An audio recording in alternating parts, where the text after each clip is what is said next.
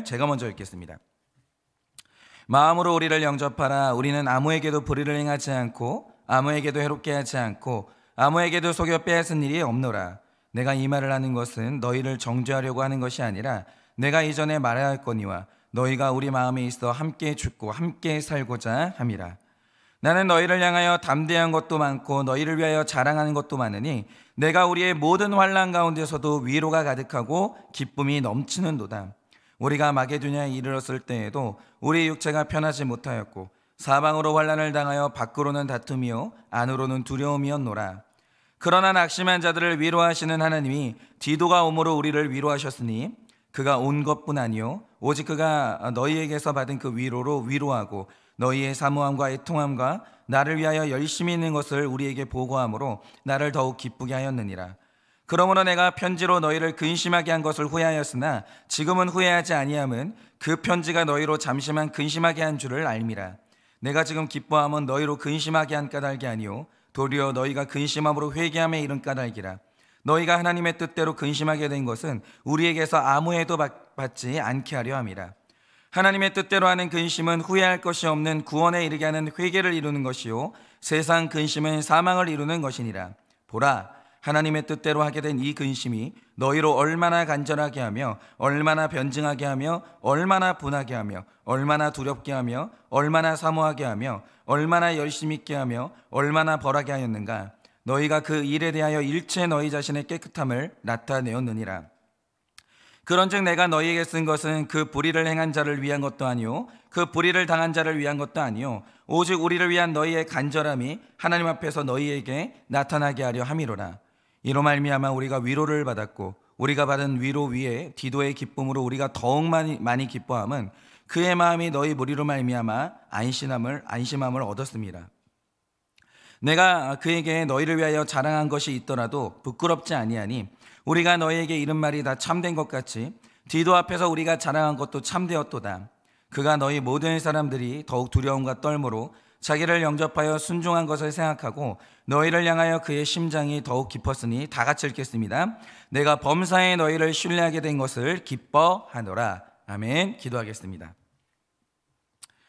하나님, 참 좋으신 하나님께서 너무 좋으신 하나님이기 때문에 우리를 기뻐하게도 하시고 평안하게도 하시지만 오늘 우리를 근심하게도 하신다고 합니다. 주님, 사망에 이르는 근심이 있고 생명에 이르는 근심이 있는데 오늘 주님 앞에 생명에 이르는 근심으로 나아가기를 원합니다. 주님, 생명에 이르는 근심이 무엇인지 알려주시고 그 근심으로 주님 앞에 거룩을 이룰 수 있도록 오늘도 우리에게 말씀하여 주시옵소서.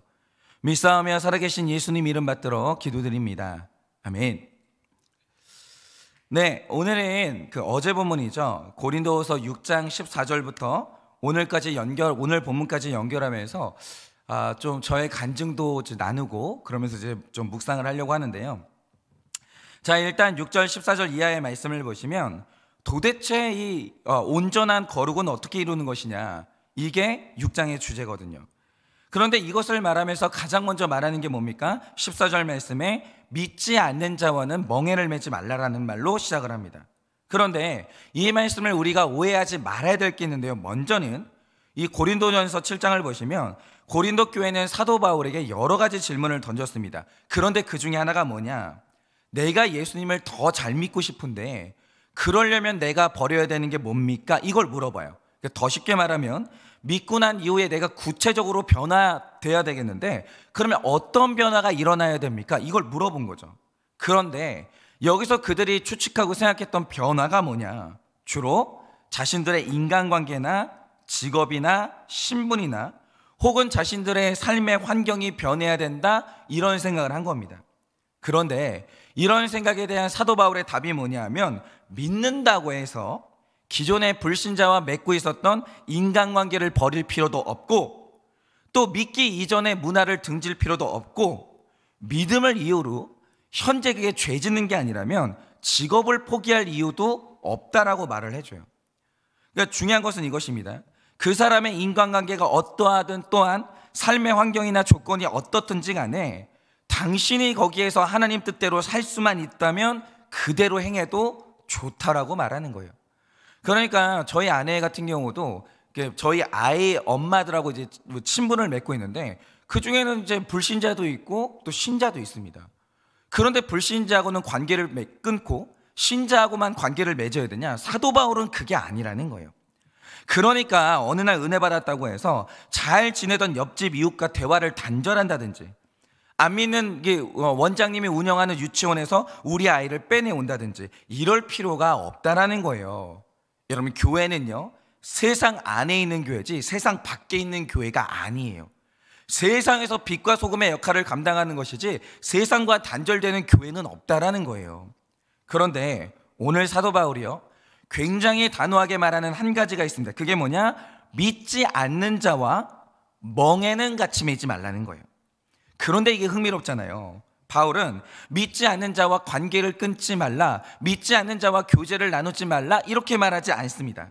그런데 믿지 않는 자와 멍에는 매지 말라는 거예요.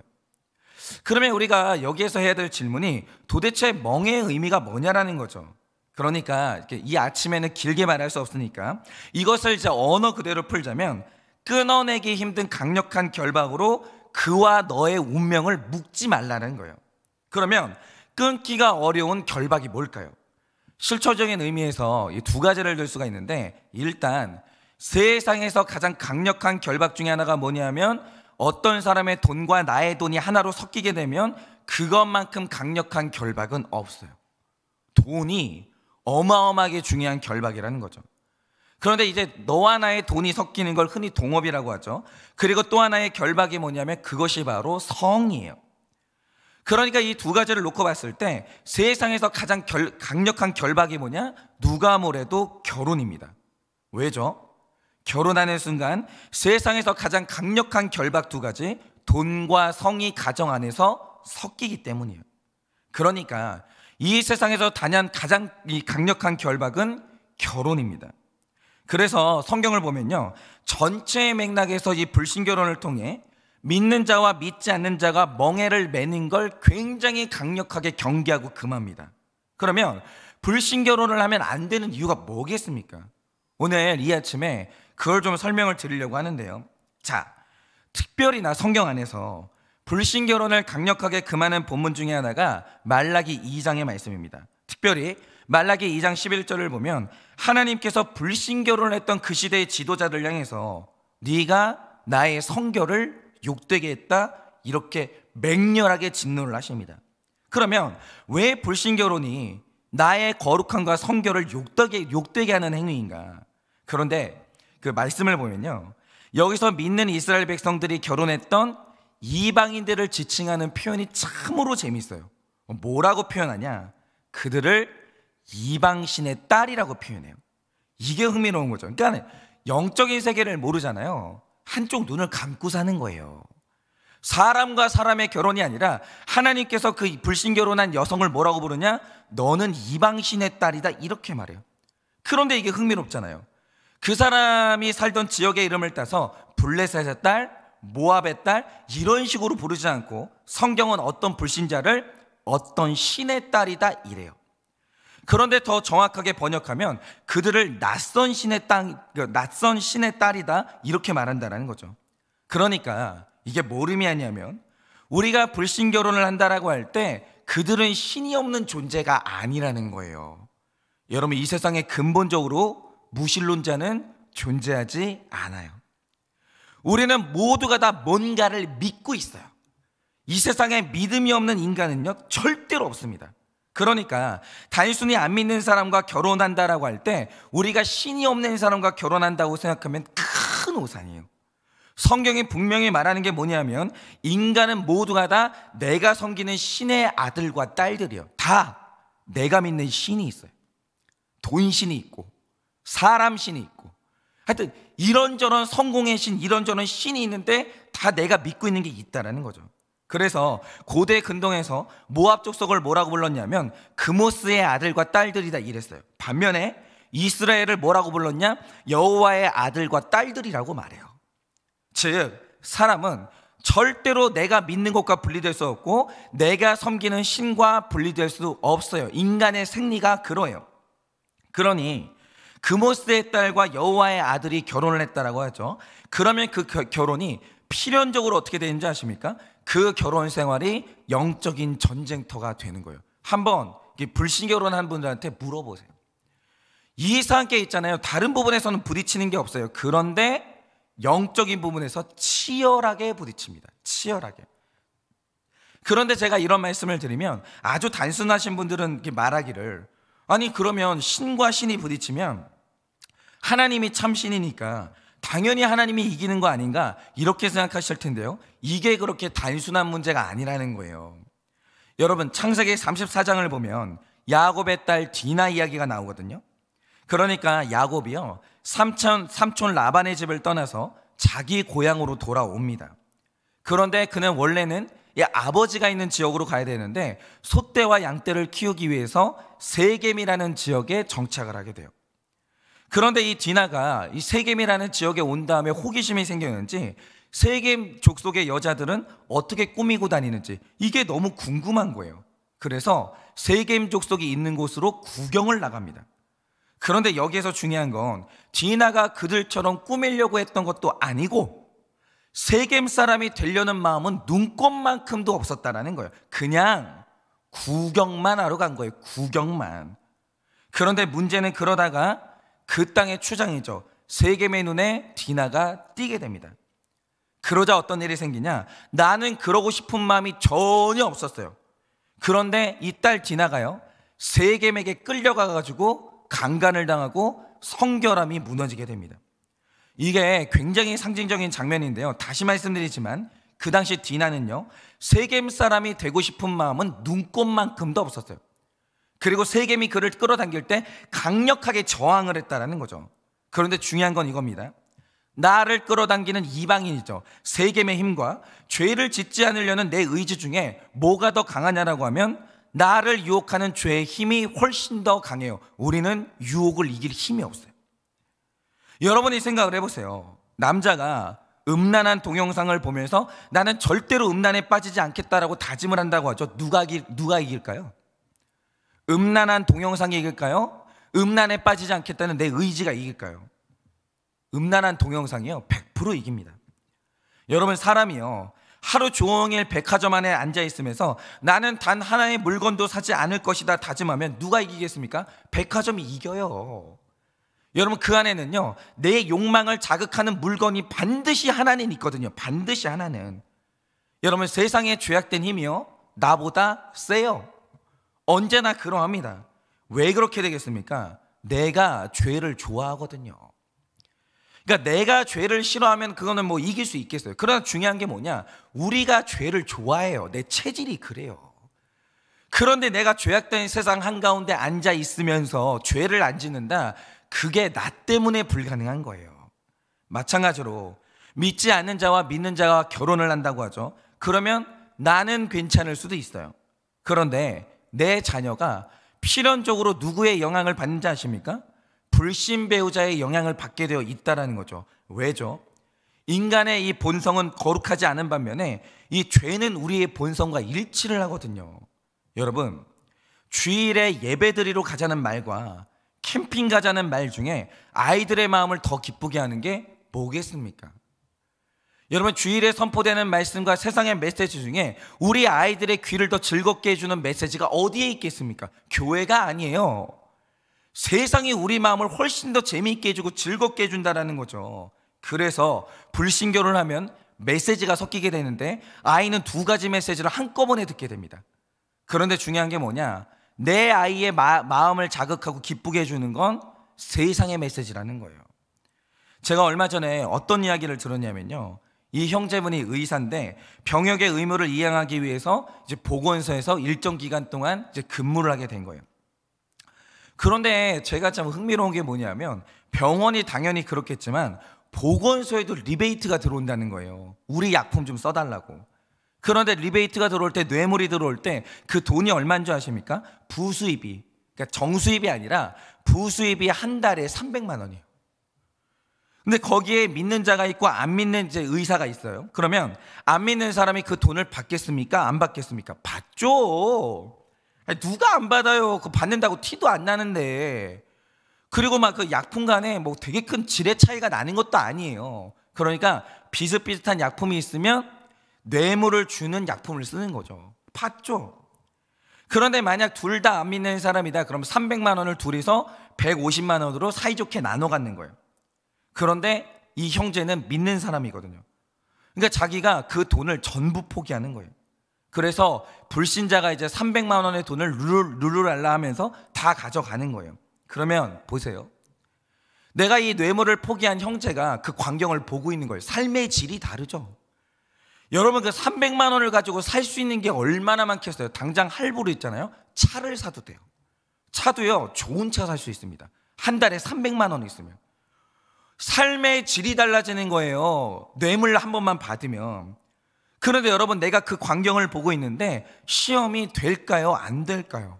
우리가 다 죄인이에요. 우리 중에 돈 싫어하는 사람이 누가 있습니까? 너무너무 시험이 되는 거예요. 뇌물 받는 불신자와 뇌물을 안 받는 신자가 있으면 신자가 시험 들어요. 얼마나 힘들겠습니까? 여러분, 바로 이겁니다. 믿는 자와 믿지 않는 자가 인생의 멍해를 같이 매면요, 인생의 구원과 거룩을 이루는데 너무너무 어려워요. 그러니까 믿는 자와 믿지 않는 자가 만나게 되면 그 길이 지옥처럼 변해요. 얼마나 힘든지 아십니까? 그런데 오늘 사도 바울이 말하는 게 뭐냐? 제발 구원의 길을 갈 때 멍해만큼은 믿는 자와 매라는 거예요. 믿는 자와 매면 어떤 일이 일어나냐? 인생의 구원과 거룩을 이루는 길이 즐거움으로 변하는 거예요. 왜냐? 삼겹줄은 끊어지지 않거든요. 구원의 길이 아무리 힘들지라도 믿는 자와 멍해를 메고 그 믿는 자가 내 구원을 도와주면 이 구원의 길이 훨씬 더 수월해지고 기쁨과 즐거움으로 변하게 되는 거예요. 그런데 믿지 않는 자와 멍해를 매는 그 순간부터 거룩의 길은 전쟁터가 되고 심지어 내 거룩이 심각하게 훼손이 되는 겁니다. 그러므로 믿는 자는요, 멍해를 맬 때 반드시 믿는 자와 멍해를 매는 거예요. 그래서 유혹에 있고 핍박에 있을 때 그것을 함께 나누고 내 고난의 멍해를 함께 져줄 공동체와 함께 그 길을 가셔야 되는 겁니다. 그러니 믿지 않는 자와 멍해를 매지 말고 반드시 믿는 자와 멍해를 매시고, 이제는 우리 2022년도가 보름도 안 남았거든요. 그럼 이제부터 우리가 해야 될 일이 뭐냐? 여러분, 다 지금 만약에 공동체를 떠나 있는 분들이 있다면 공동체로 들어가세요. 여러분이 오늘 신앙생활이 힘든 이유가 뭔지 아십니까? 나와 함께 신앙의 멍해를 매줄 공동체가 없어서 그런 거예요. 여러분, 공동체를 만나세요. 그래서 구원의 길이 훨씬 더 쉽게 그 길로 나아가시기를 바라봅니다. 그리고 오늘은 이게 중요한데요. 두 번째로, 자, 이제 7장으로 넘어와서 제가 지난번에도 설명을 드렸는데 다시 한번 간단하게 오늘 말씀의 배경과 고린도 후서가 쓰여진 배경을 간단하게 설명하고 오늘 중요한 메시지를 좀 나눠보겠습니다. 자, 고린도 교회 안에 문제가 생겼습니다. 그런데 사실 이 교회는 역사가 있는 교회도 아니었고 보고 배울 선배가 있는 것도 아니었기 때문에 바울 같은 지도자가 개입하지 않으면 스스로 문제를 해결할 수 있는 이 자정 능력이 별로 없었습니다. 그래서 이 교회에 문제가 생겼을 때 에베소에 있었던 사도 바울과 5개 정도의 편지를 주고받습니다. 그런데 이게 지금 다 남아있는 것은 아니고요, 오늘 우리에게 남아서 전해지고 있는 편지가 고린도 전후서가 된 거예요. 그런데 우리에게 남겨진 것은 2통의 편지지만 원래는 5통의 편지가 오고 갔다라는 거죠. 그런데 고린도전서의 경우에 편지를 썼던 대상이 누구냐면 이전에 아예 유대인들과 접촉을 해본 적이 없었던, 그러니까 고린도에 와서 처음으로 복음을 접했던 이방인 신자들이 수신자예요. 고린도전서는 그렇다라는 거죠. 그러니까 이들에게는 은사가 뭔지, 사랑이 뭔지, 제사 음식은 어떻게 처리해야 되는지, 성도 간의 소송은 해야 되는지 말아야 되는지 하나하나 기본적인 것들을 차근차근 가르쳐 주는 거예요. 모르니까 사도 바울이 혈기 내지 않고 차근차근 가르쳐 줍니다. 그런데 고린도후서의 경우로 딱 넘어오면 편지의 흐름은 이어지지만 논조가 완전히 달라집니다. 이유가 뭐냐면 이 편지를 받는 대상이 달라진 거예요. 그러면 고린도후서에 와서 이 편지를 받는 대상이 누구냐? 그것은 이방인들이 아니고요, 교회 안에서 율법주의를 퍼뜨리고 있었던 유대인들이 이 편지의 대상이었다라는 거죠. 그런데 가만히 오늘 말씀을 보면 그들이 퍼뜨렸던 율법주의가 교회 안에 이렇게 아주 전염병처럼 퍼뜨렸던 감정이 하나 있음을 보게 됩니다. 근데 그 감정이 뭡니까? 바로 그게 근심이었어요. 그러면 율법주의가 교회 안에 퍼뜨리는 근심이 뭔가? 그러니까 오늘 말씀을 보면요, 사망에 이르게 하는 근심이 있고 생명에 이르게 하는 근심이 있는데, 율법주의가 퍼뜨리는 근심은 사람을 사망에 이르게 하는 근심이라는 거죠. 자, 그러면 오늘 말씀과 관련해서 우리가 이제 알아야 될 율법주의의 특징이 있어요. 이 율법주의가 왜 우리를 사망에 이르는 근심을 만들어내느냐? 자, 율법주의는요, 메시지가 딱 하나입니다. 네가 의로워야 구원받을 수 있다. 이게 율법주의의 간단한 메시지. 근데 복음은 뭐죠? 우리 의가 아니라 의로우신 예수 그리스도로 말미암아 우리가 구원받는다, 이거잖아요. 근데 율법주의는 뭐냐? 네가 의로워야 구원받는다, 이거예요. 그래서 율법주의를 구원의 방법으로 붙드는 사람들의 특징이 뭐냐 하면, 내가 구원받으려고 어떻게든 의롭게 살려고 발버둥을 칩니다. 그리고 내가 의롭다는 걸 증명하려고 해요. 그래서 율법주의에 푹 빠진 사람들이 절대로 포기하지 못하는 게 뭐냐? 그게 바로 자기의 의로움이에요. 이거 절대 못 내려놔요. 그러니까 자기 의로움을 못 내려놓고 죄 고백이 안 되는 사람들의 특징이 뭐냐? 그 안에 율법주의가 있는 거예요. 전적으로 십자가만 믿지 않아요. 그러니까 어떤 사람들은 이 율법주의자들이 자기 죄에 민감하고 죄책감이 많다라고 하는데, 그게 사실은 속임수예요. 여러분, 이 율법주의자들은요, 자기 죄에 대해서 말하죠. 자책도 합니다. 그런데 동시에 늘 마음속에 간직하고 있는 이 숨겨진 마음이 하나 있어요. 그게 뭐냐? 그래도 나는 내 죄를 아는 양심이 있는 사람이다. 최소한 죄책감이 없이 사는 몇몇 사람들보다는 훨씬 내가 낫다라는, 포기하지 못하는 자기 의로움이 있어요. 반드시 자기가 의롭다라고 주장하는 구석이 하나는 있는 거예요. 그런데 이상하죠. 사람이 자기 의를 포기하지 못하면 그때부터 인생에 이상한 괴로움이 생기기 시작하는데, 이상하게 의인의 삶에는요, 가해자들이 그렇게 많아요. 그러니까 어떤 사건이 있을 때 자연스럽게 무의식 속에서 내 의의를 주장하고 내 죄를 변호하기 때문에 어떤 사건이 발생한다? 율법주의자라는 게 법칙이 있는데, 상대방은 반드시 가해자가 돼요. 그리고 나는 피해자가 돼요. 율법주의자들은 반드시 그래요. 나는 피해자예요. 상대방이 가해자입니다. 그러니까 자기 의가 있는 사람들이 가지는 사망에 이르는 근심이 뭐냐? 보통 피해자가 갖는 근심을 갖게 된다는 거죠. 나는 정말 다른 사람들한테 피해를 끼친 적이 없고, 나는 정말 노력하고 살았는데 나는 억울하게 당했다. 내가 이걸 어떻게 갚아주나? 어떻게 나에게 억울함을 해명하나? 어떻게 나는 복수를 해야 되나? 이런 식으로 가해자에게 복수하는 근심을 하게 되고, 피해자인 나는 위로받아야 되는 그 근심을 하게 된다는 거죠. 그런데 고린도 교회 율법주의자들이 퍼뜨렸던 근심이 바로 이거예요.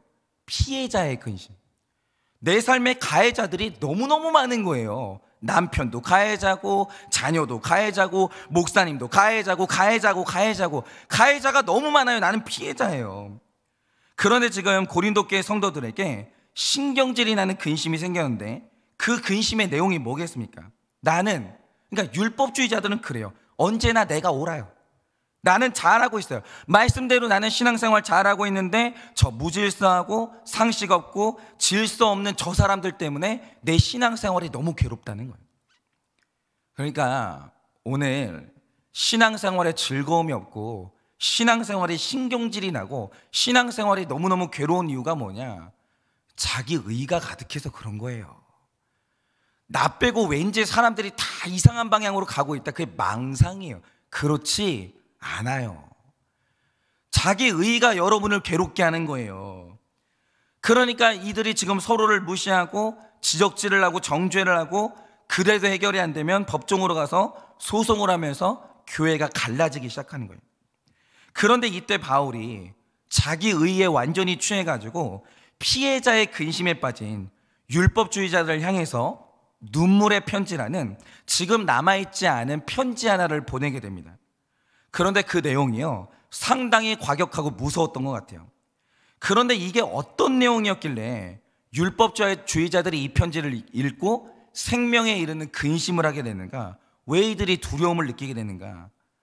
저는 그 내용을 추측하는 게 어렵지 않다고 생각하는데요, 이 편지의 내용이 아마도 구속사적인 편지였던 것 같아요. 그러면 구속사적인 편지가 뭡니까? 구속사라는 것은요, 딱 이렇게 생각하시면 돼요. 어떤 상황에서도 내 죄만 보는 게 구속사예요. 그게 안 되는 사람은요, 생명에 이르는 근심으로 못 나가요. 그런데 이 구속사는 어떤 상황에서도 내 죄를 보는 게 구속사거든요. 그런데 아마 바울은 그들이 붙들고 있는 의의를 완전히 깨부수고 그들 자신이 보지 못하고 있는 그들의 죄에 대해서 철저하게 드러내고 그들이 지금 예수님에게서 얼마나 멀어졌는지를 정확히 찔렀던 것 같아요. 그런데 여러분, 이 힘든 편지, 이 두려운 편지, 이것을 지금 고린도 교회 유대인들이 받았어요. 이 편지를 받고 어떻게 됐을까요? 내 마음을 찔렀습니다. 내 죄를 고발했습니다. 듣기 싫은 말을 했어요, 사도 바울이. 어떻게 됐을까요? 여기서 택자가 아닌 사람들은 시험들도 다 교회를 떠나겠죠. 그런데 지금 고린도 교회에서 기적이 일어납니다. 그게 뭐냐? 9절에서 디도가 전해주길, 이들이 그 듣기 싫은 편지 있죠, 구속사적인 편지, 내 죄를 말해주는 그 편지, 그 편지를 받고 자기 죄를 드디어 봤다는 거예요. 그리고 오늘 말씀을 보면 그들이 회개했다는 정확한 정황들이 드러나는 거예요. 그런데 이상하죠. 자기가 피해자라는 생각에 갇혀있을 때는 교회가 사망을 이루었는데 내가 가해자구나, 나는 피해자가 아니었구나, 내 의가 내 구원을 무너뜨리고 있다는 사실을 알게 되는 순간 그게 드디어 우리의 구원을 이루게 되는 거예요. 도대체 이 신비가 뭐냐라는 거죠. 여러분, 자기 의가 많은 사람들의 교회는요, 시끄러워요. 하나가 절대로 안 됩니다.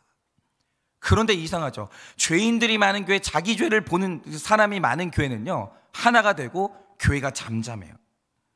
여러분이 구약의 역사를 보면 그걸 쉽게 알 수 있는데요, 자, 우리가 예전에 예레미야서처럼 선지서를 묵상했는데 이스라엘이라는 나라는 강대국에게 짓밟혀온 나라거든요. 그런데 놀랍게도 그들이 회복을 했어요. 근데 왜 회복이 됐을까요?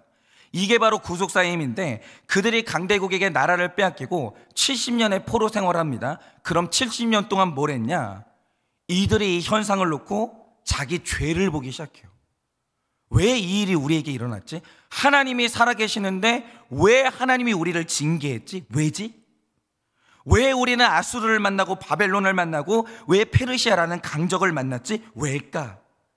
그러다가 깨달은 사실이 뭐냐? 우리가 예전에 우상을 섬긴다고 그렇게 이방인들을 멸시하고 무시했거든요. 그런데 알고 보니까 그 우상을 섬기는 사람 중에 하나가 나였던 거예요. 그 사실을 보게 된 거예요. 이스라엘의 안 되는 회개와 끊어지지 않는 죄 때문에 그들이 나를 회개시키기 위해서 수고한다는 사실을 깨닫게 된 거예요. 그래서 내린 결론이 뭐냐? 우리는 피해자가 아니라 가해자입니다. 바벨론과 아수르는 가해자가 아닙니다. 그들을 그렇게 만든 이유는 죄 짓고 있는 나 때문입니다. 나는 복수해야 될 의인이 아니라 회개해야 될 죄인이라는 사실을 그들이 철저하게 깨닫게 됩니다. 그리고 그들이 회복을 해요. 여러분, 이 구속사가 없는 민족은 회개가 없는데, 구속사가 있는 민족은 어떤 상황이 와도 내 죄를 봐요. 그리고 반드시 회복이 되는 거예요. 그러니까 이런 거죠. 듣기 싫은 이 구속사의 편지를 받았어요. 여러분, 이것 때문에 시험 들고 교회 떠나는 사람들이 있습니다. 그런데 중요한 게 뭐냐? 이것 때문에 생명을 건지는 사람들이 있다라는 거예요. 제가 어저께 굉장히 이제 놀라운 전화를 하나 받았는데, 제가 이제 오픈을 했죠, 예배 시간에. 제가 사실은 연초에 제 동생하고 안산에 있는 제 동생 목사님하고 한바탕 싸우고 한 8개월 정도를 이제 말을 안 하고 지냈거든요. 근데 이제 저를 이제 그걸 하나님이 그냥 보시겠냐 이거죠. 형제가 싸우고 말을 안 하는데. 그러니까 하나님께서 어느 날 저한테 먼저 이 눈물의 편지, 무서운 구속사의 편지를 보내신 거예요. 너희 교회 성도님들을 봐라. 만약에 너희 교회에 싸우는 성도님들이 있으면 이유가 뭐겠니? 너 때문에 그런 거야. 네가 형제랑 다투고 화해하지 않는데 어떻게 그 교회 성도님들이 사랑으로 품을 수 있겠냐? 너 때문이다. 하나님이 저에게 무서운 구속사의 편지를 보내셨어요. 그래서 제가 그때 그 편지를 받고 이렇게 바짝 엎드리고 동생에게 전화를 했었죠. 미안하다, 잘못했다, 한 번만 용서해 주라. 그러면서 이제 저는 이제 회개로 이제 돌이켰어요. 근데 중요한 게 뭐냐, 제 동생은 아직까지 저한테 미안하다는 말을 안 했거든요. 그러니까 우리 중에 피해자는 없는 거예요. 뭐 다 우리 다 죄인인데. 그러니까 제가 회개했으면 동생도 회개를 해야 돼요. 왜냐하면 동생도 구속사를 알거든요. 근데 지금까지 묵묵부답이었거든요. 근데 갑자기 어저께 전화가 온 거예요. 동생한테. 이번엔 또 뭐라고 하려고 하나 두려워가지고 전화를 딱 받았죠. 근데 갑자기 제 동생이 하는 말이 뭐냐, 어젯밤에 그 교회 목자님들하고 목자 모임을 하는데 갑자기 됐던 목자님들이 그랬다는 거예요. 목사님을 가만히 보니까 그 서울에 있는 그 형 목사님에 대해서 목사님이 지금 열등감과 비교의식을 느끼고 있는 것 같다고. 목사님 그러시면 안 된다고. 목사님, 형님 목사님하고 화해하시라고. 성도님들이 그랬다는 거예요. 그러니까 지금 제 동생에게 눈물의 편지, 구속사의 편지가 도착을 한 거거든요. 얼마나 자존심이 상하겠어요. 성도님들한테 그런 말을 들었는데 얼마나 마음이 아프겠어요. 근데 제 동생이 그 말을 듣고 저한테 전화를 한 거예요. 형, 내가 목자님들의 얘기를 들어보니까 그 말이 맞는 것 같아. 내가 형한테 지금 열등감을 느끼고 있고 내가 형한테 비교의식이 있으니까 형한테 내가 꼬여서 함부로 말을 했던 것 같아. 형, 나를 용서해줘. 전화를 하는 거예요, 저한테. 깜짝 놀랐죠. 그래서 어젯밤에 화해를 했습니다. 정말 제가 어젯밤에 정말 대단하다는 생각이 들었어요. 정말 그렇게 목사님을 너무 사랑해서 눈물의 편지, 구속사의 편지를 보내주는 그 교회 성도님들의 수준이 놀랍고 그 편지를 받고 회개하고 즉시 적용하는 제 동생의 수준도 놀랍다라는 생각을 하게 된 거예요. 여러분, 바로 이겁니다. 여러분, 우리가 말씀 듣다 보면 듣기 싫은 말이 있죠. 찔리는 말이 있죠. 여러분, 말씀이 우리 마음을 뒤집어 놓을 때가 얼마나 많은지 몰라요. 그래, 목장을 하다 보면요, 우리 구속사가 있는 교회는요, 좋은 말만 해주지 않아요. 찌르는 말 합니다. 눈물의 편지를 보냅니다. 그런데 그때 해야 되는 일이 뭐냐, 그 편지를 받고 회개로 나아가야 돼요. 여러분, 구속사는요, 어떤 경우에도 내 죄만 보는 게 구속사예요. 피해자다? 나는 의의 길 가고 있는데 전부 다 지금 뭐가 잘못되고 있다? 그런 건 없는 거예요. 내 죄를 봐야 되는 거예요. 그런데 내 죄를 보니 일어난 일이 뭡니까?